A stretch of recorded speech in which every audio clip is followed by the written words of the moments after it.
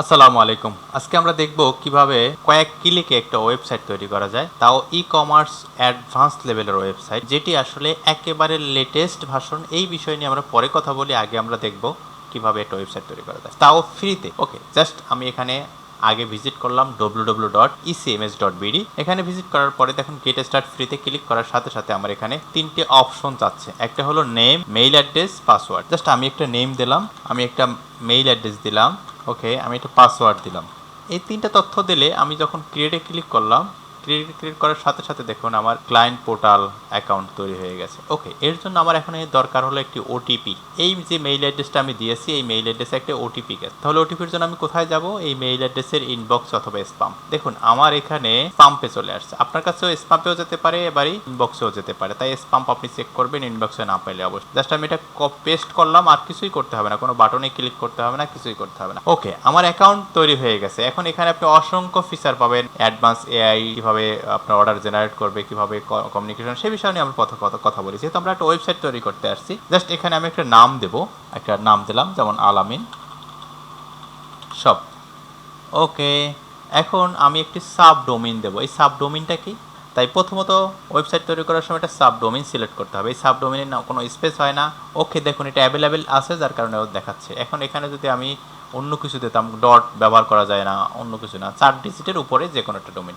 প্রথমত এখন আমার ওয়েবসাইট তৈরি হবে এই নামে, .ecms এই নামে। তো এরপরে আমি সেটা কিভাবে এখানে অ্যাডভান্স লেভেলের সেটিংগুলো তৈরি করব, কিভাবে ডোমেইন অ্যাড করব, আমি স্টেপ বাই স্টেপ দেখাবো। তার ওয়েবসাইটে অ্যাক্সেস করার জন্য আমার অ্যাডমিনের জন্য আমি কি মেইল অ্যাড্রেস ব্যবহার করব? যেহেতু আমি ওয়েবসাইট তৈরি করব, ওয়েবসাইট তৈরি করার জন্য তো আমার ব্যাকএন্ডে আমার বিভিন্ন ধরনের প্রোডাক্ট আপলোড করা, সেটিংস আছে, কনফিগার করা, এপিআই কনফিগার করা, অর্ডার ম্যানেজ করা, অর্ডার শিপিং করা, টোটাল অটোমেশন সব সিস্টেম আমার যেহেতু অ্যাডমিন থেকে সেট আপ করতে হয়, তাহলে সেই অ্যাডমিনে অ্যাক্সেস করার জন্য আমার যে ইমেল অ্যাড্রেসটা এবং যে পাসওয়ার্ড যদি আমি সেটা ব্যবহার করি, সেম জিনিসই আমি সেখানে সেটা দিব। দেন আমি আমার মেইল অ্যাড্রেস দিলাম, আমি সেম জিনিসই দিলাম। দেন এখানে আমি একটা প্যাকেজ চুজ করলাম। এখানে দেখুন 14 দিনের ফ্রি ট্রায়াল ব্যবহার করার জন্য একটি কুপন কোড দেওয়া আছে। আপনি স্পষ্ট দেখবেন, প্রথমবার কুপন কোড, এত 14 দিনে ব্যবহার করার জন্য। আমি যেহেতু এই কুপন কোডটা দিলাম, দেন এখানে আরেকটি কাজ আছে। এখানে দেখুন সিলেক্ট টেমপ্লেট। এখানে জাস্ট প্রথম ওয়েবসাইট তৈরি করার সময় আমাকে একটি ডিফল্ট আকারে যে টেমপ্লেটটা আছে, সেই টেমপ্লেটটা এখানে সিলেক্ট করে দিতে হবে। পরবর্তীতে আমরা টেমপ্লেট চেঞ্জ করতে পারবো, কম্পোনেন্ট তৈরি করতে পারবো, ওয়েবসাইট কাস্টমাইজ করতে পারবো, সেই বিষয়ে আমরা দেখব। এখন আপাতত আমি এটা সিলেক্ট করে দিলাম। ওকে, এখানে দেখুন 3টা অপশন আছে। একটা হলো মান্থ, ইয়ার, ডেট ওয়াইজ। আমি এখানে 3টা যে কোনো একটি চুজ করে দিতে পারি, কিন্তু আমি তো ব্যবহার করব 14 দিনের ফ্রি ট্রায়াল।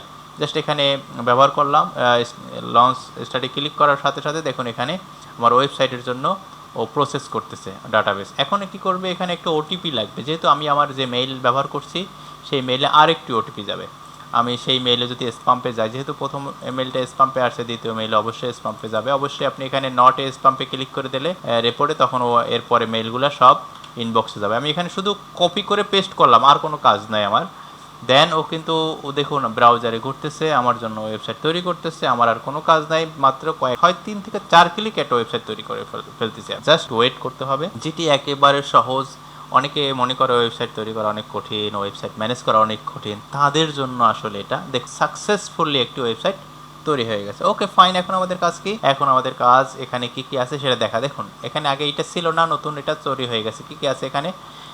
আলামিন সব দিয়েছি। এখানে ক্লিক করলে কি আছে দেখুন, এখানে ক্লিক করে ওয়েবসাইট তৈরি হয়ে গেছে। দারুণ, মাশাআল্লাহ। তো এটা ফ্রিতে যেহেতু একটি টেমপ্লেট আছে, আমরা এর পরবর্তীতে এই টেমপ্লেটগুলো চেঞ্জ করতে পারবো।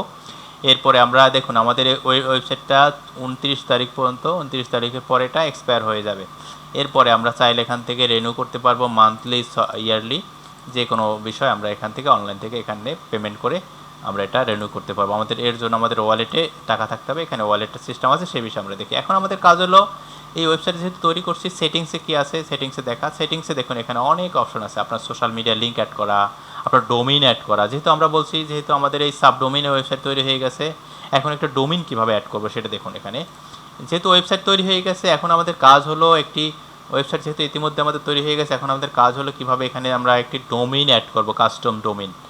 সেটিংসে ক্লিক করার পরে এখানে দেখুন লেখা আছে ডোমেইন নামে একটা অপশন আছে। এখানে আমার ইতিমধ্যে যে ডোমেইনটা অ্যাড আছে, সাব ডোমেইন, সেটা অ্যাড আছে। এখানে দেখুন কানেক্ট ডোমেইন নামে একটা অপশন আছে। কানেক্ট ডোমেইন অপশনে এখানে ক্লিক করলে আমরা আসলে দেখতে পারবো আমাদের ডোমেইন যেটা আছে সেটা কীভাবে আমরা কনফিগার করব।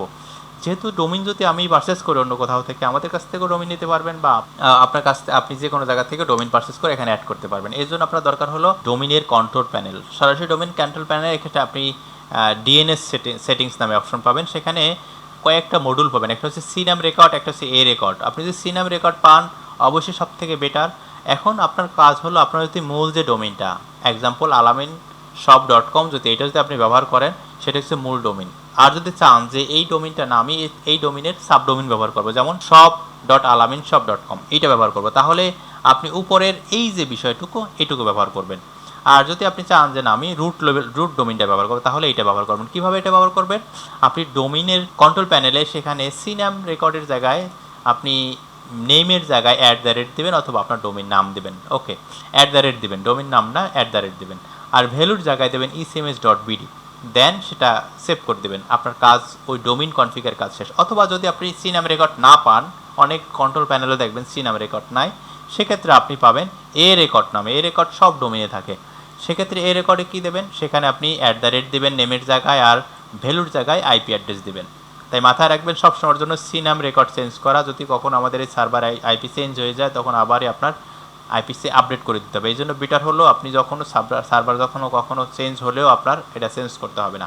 ওকে, আপনি ধরে নিচ্ছি আপনি আপনার ডোমিনে সি নাম রেকর্ড বা এ রেকর্ড যেটা হোক একটা অ্যাড করছেন। এখন আপনার এখানে কাজ কি? যেহেতু আপনার ডোমিনে অ্যাড করছেন, এখানে কিন্তু এখনও অ্যাড করা নেই। ঠিক এখানে দেখুন কানেক্ট ডোমিন নামের একটা অপশন আছে। ঠিক কানেক্ট ডোমিনে আপনি আপনার ডোমিনটা এখানে অ্যাড করবেন। কী ডোমিন অ্যাড করবেন? মনে করেন আপনি একটা ডোমিন অ্যাড করছেন, সরি alamin.com দিলাম। এই ডোমিনটা আমার কাছে নাই, তারপর আমি দেখার জন্য এটা অ্যাড করলাম। অ্যাড করার সাথে সাথে দেখুন এখানে অ্যাড হয়ে গেছে। কিন্তু আপনার যদি এখন এই ওয়েবসাইটে ঢুকলে আপনি কিছুই আসবে না, যেহেতু আপনি এই ডোমিন আপনার কাছে, আমার কাছে কন্ট্রোল নাই, এই ডোমিনে আপনি রেকর্ডও করতে পারবেন না। আপনার সাইট কিন্তু এই ওয়েবসাইটেই ভিজিট হবে। এটা রিমুভও করতে পারবেন যে কোনো সময় ডোমিন চেঞ্জও করতে পারবেন। যদি আপনি আপনার ডোমিন রেকর্ডে এই আপডেটগুলো অ্যাড করে দেন, অবশ্যই এই ডোমিন তখন আপনার এই ওয়েবসাইটটাই ভিউ হবে। ধরে নিচ্ছি আপনারা যে এই ওয়েবসাইটে আপনি ডোমিন রেকর্ডও অ্যাড করতে পারছেন এবং সাকসেসফুলি অ্যাড হয়ে গেছে। এখন আপনি মাই ওয়েবসাইটে ক্লিক করলে দেখুন এখানে আগে একটা ডোমিন ছিল, এখন যে নতুন যে ডোমিন অ্যাড করছেন সেই ডোমিনটা এখানে অ্যাড আছে।